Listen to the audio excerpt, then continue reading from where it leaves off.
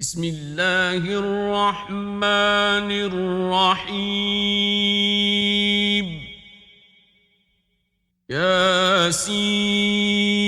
ياسين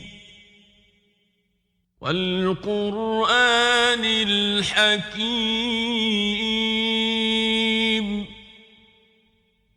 إنك لمن المرسلين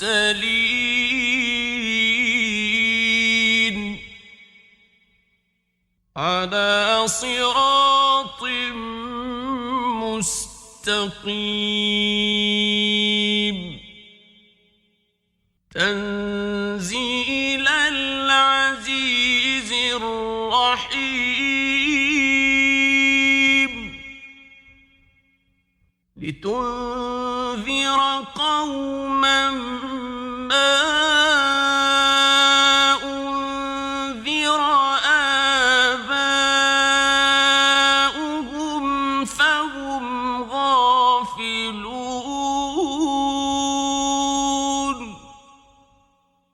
لقد حق القول على أكثرهم فهم لا يؤمنون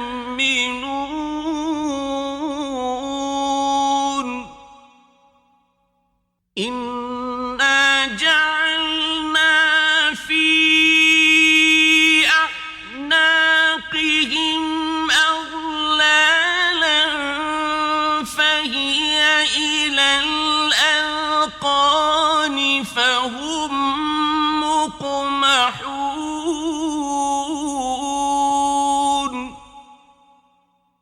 وجعلنا من بين أيديهم سدا ومن خلفهم سدا فأغشيناهم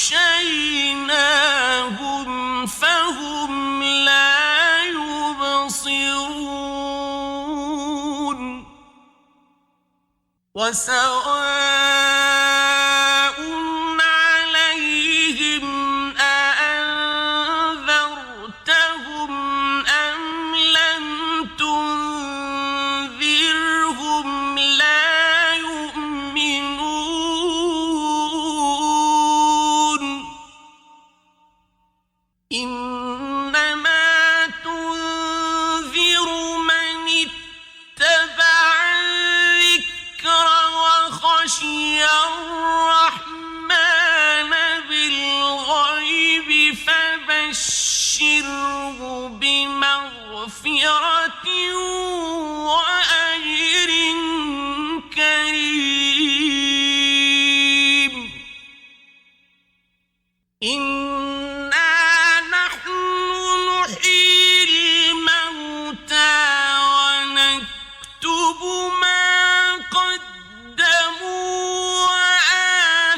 وآثارهم وكل شيء أحصيناه في إمام مبين واضرب لهم مثلا أصحاب القرية إذ جاءها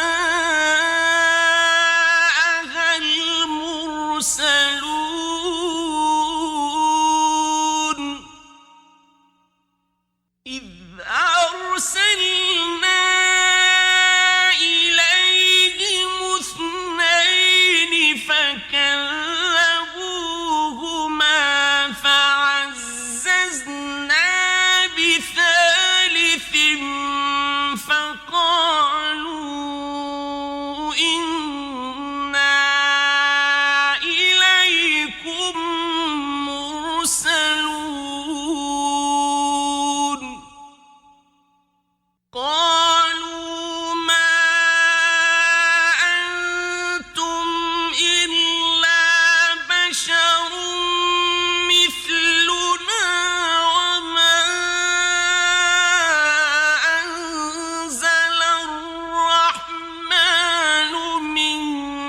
شيء إن أنتم إلا تكذبون قالوا ربنا يعلم إنا إليكم لمرسلون وما علينا إلا البلاغ المبين قالوا إنا تطيرنا بكم لئن لم تنتهوا لنرجمنكم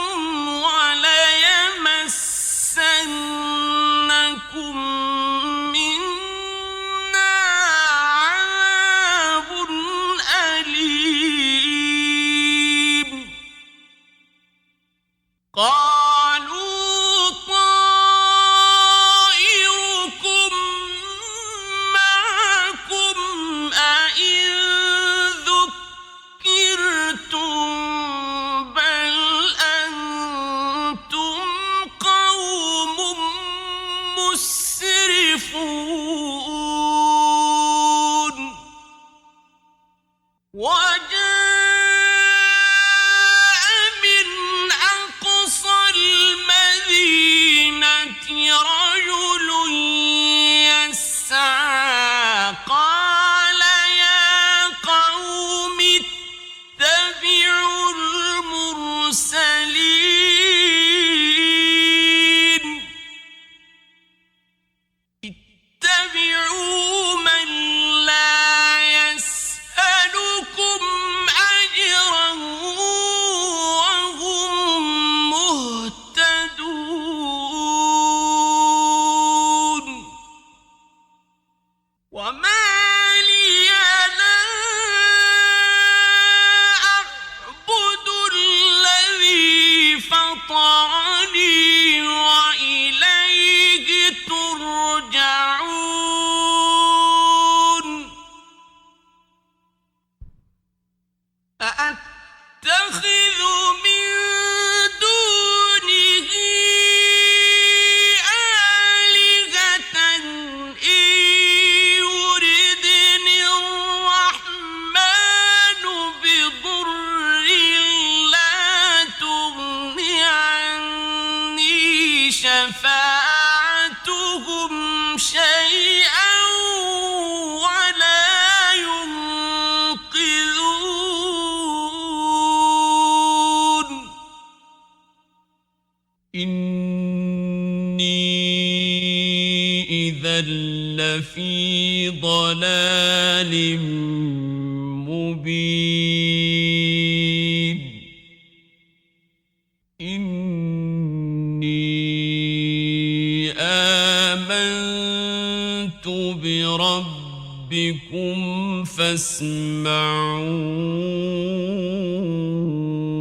فاسمعون قيل ادخل الجنة قال يا ليت قومي يعلمون بما غفر لي ربي وجعلني من المكرمين وما أنزلنا على قومه من بعده من جند من السماء وما كنا منزلين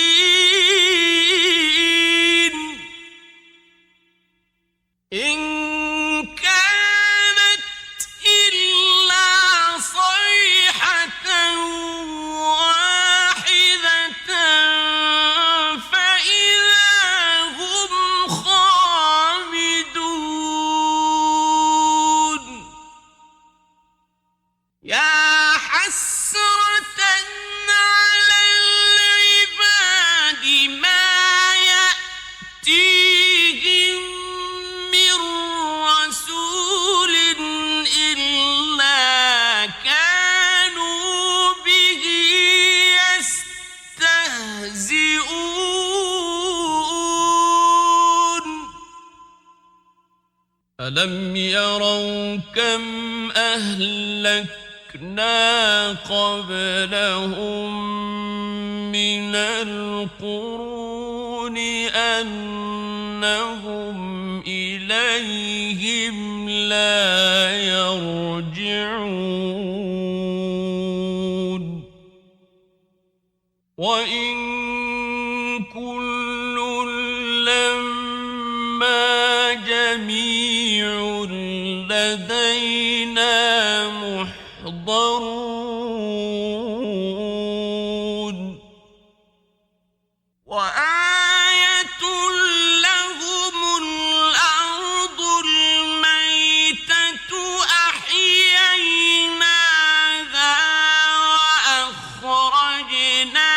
منها حبا فمنه يأكلون وجعلنا فيها جنات من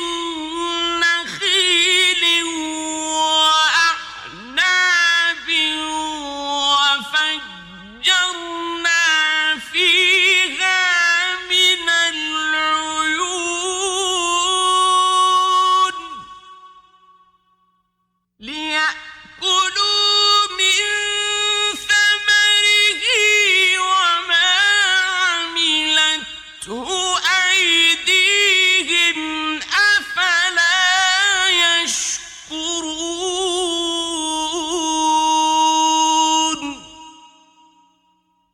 سبحان الذي خلق الأزواج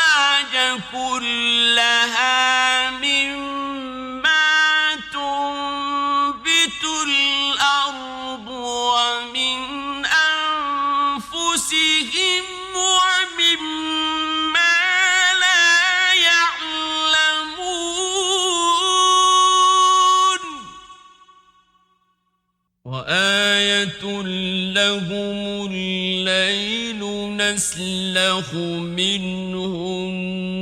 النهار فإذا هم مظلمون والشمس تجري لمستقر لها ذلك تقدير العزيز العليم والقمر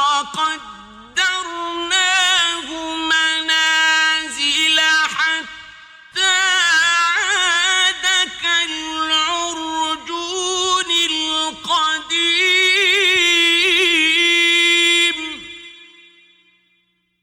لا الشمس ينبغي لها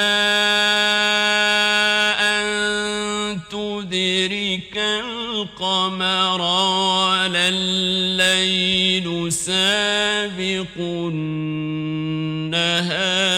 وكل في فلك يسبحون وآية لهم أنا حملنا ذريتهم في الفلك المشحون وخلقنا لهم من مثله ما يركبون وإن نشأ نغرقهم فلا صريخ لهم ولا هم ينقذون إلا رحمة منا ومتاعا إلى حين وإذا قيل لهم واتقوا ما بين أيديكم وما خلفكم لعلكم ترحمون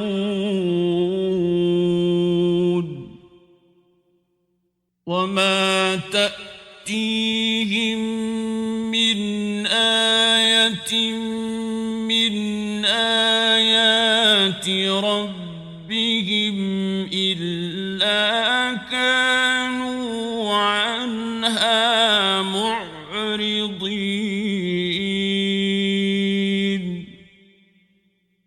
وإذا قيل لهم أنفقوا مما رزقكم الله قال الذين كفروا للذين آمنوا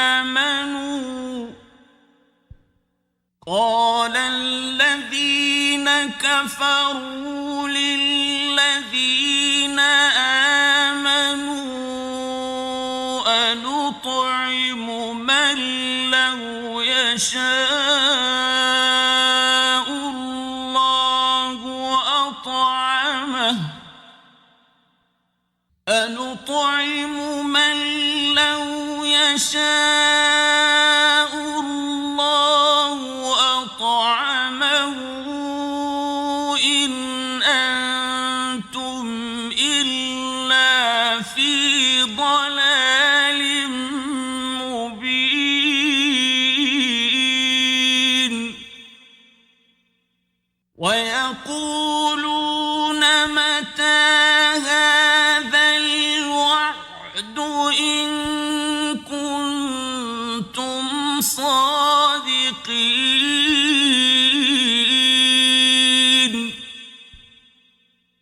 ما ينظرون إلا صيحة واحدة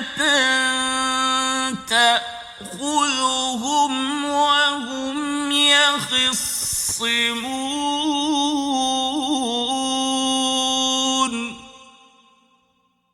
فلا يستطيعون توصية ولا إلى أهلهم يرجعون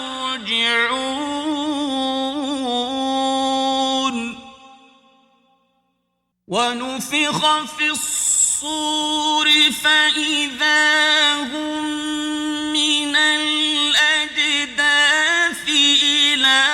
ربهم ينسلون قالوا يا ويلنا من بعثنا من مرقدنا هذا ما وعد الرحمن وصدق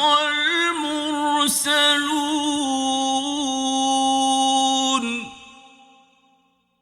إن كانت إلا صيحة واحدة فإذا هم جميع لدينا محضرون فاليوم لا تظلم نفس شيئا ولا تجزون إلا ما كنتم تعملون إن أصحاب الجنة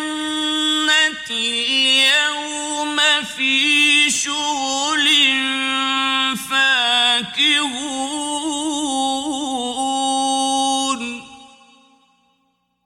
هم وأزواجهم في ظلال على الأرائك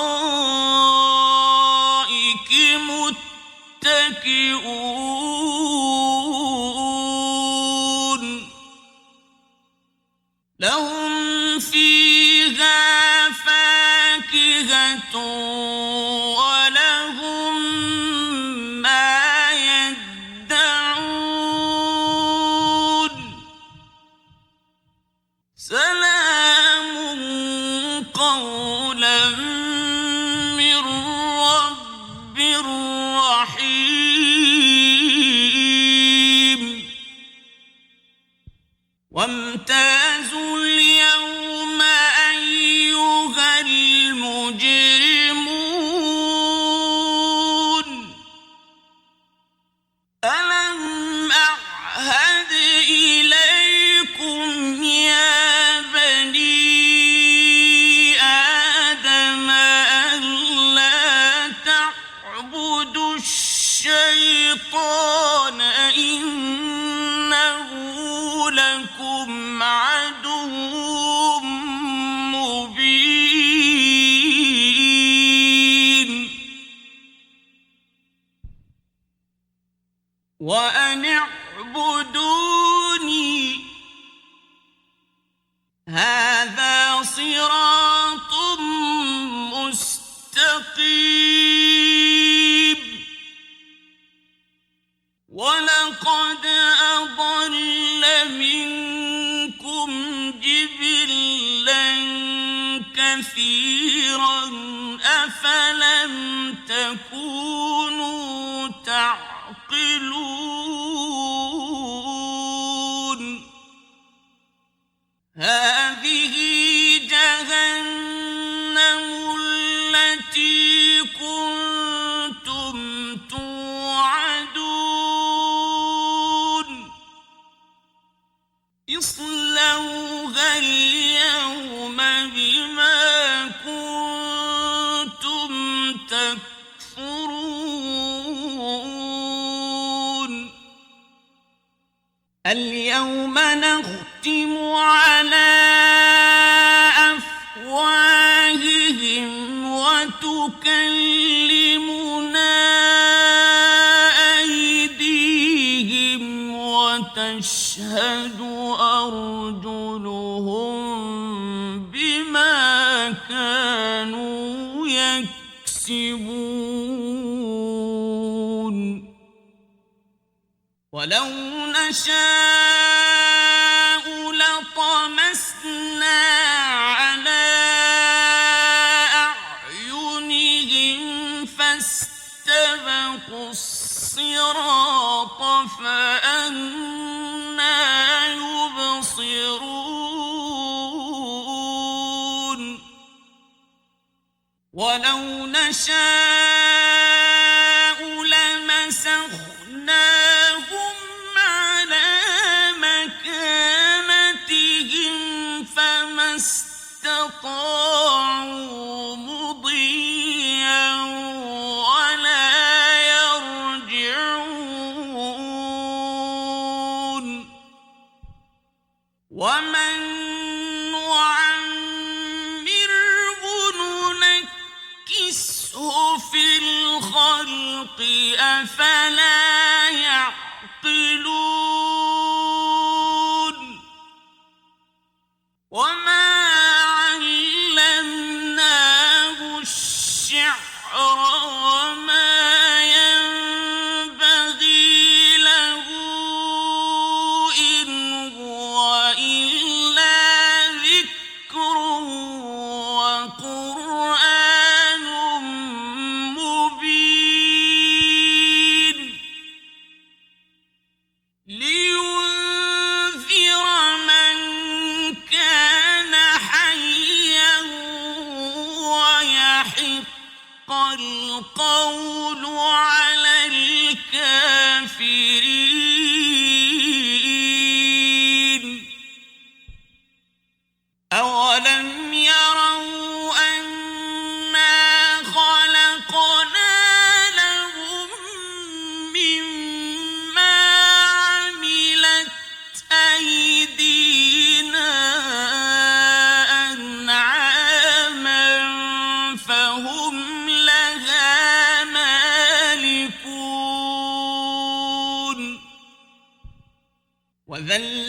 وذللناها لهم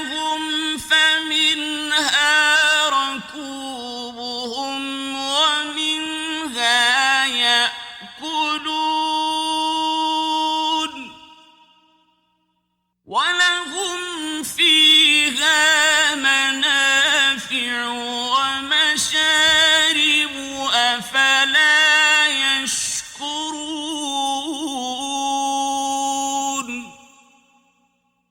واتخذوا من دون الله آلهة لعلهم ينصرون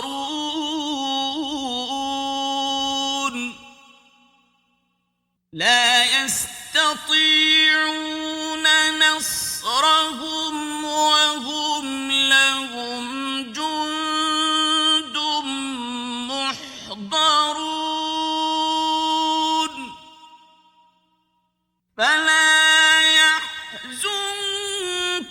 قولهم إنا نعلم ما يسرون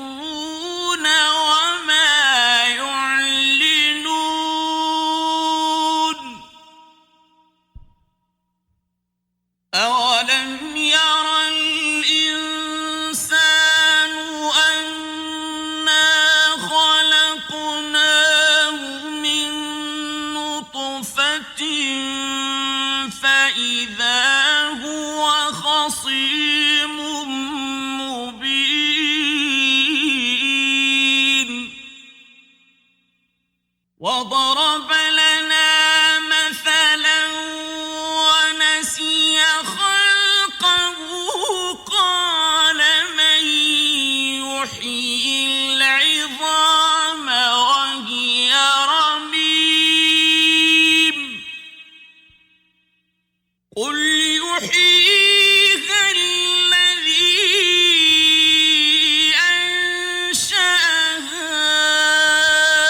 أول مرة وهو بكل خلق عليم الذي جعل لكم من الشجر الأخضر نارا فإذا أنتم منه توقدون أوليس الذي خلق السماوات والأرض بقادر على أن يخلق مثلهم بلى وهو الخلاق العليم إنما أمره إذا أراد شيئا أن يقول له كن فيكون فسبحان الذي بيده ملكوت كل شيء وإليه ترجعون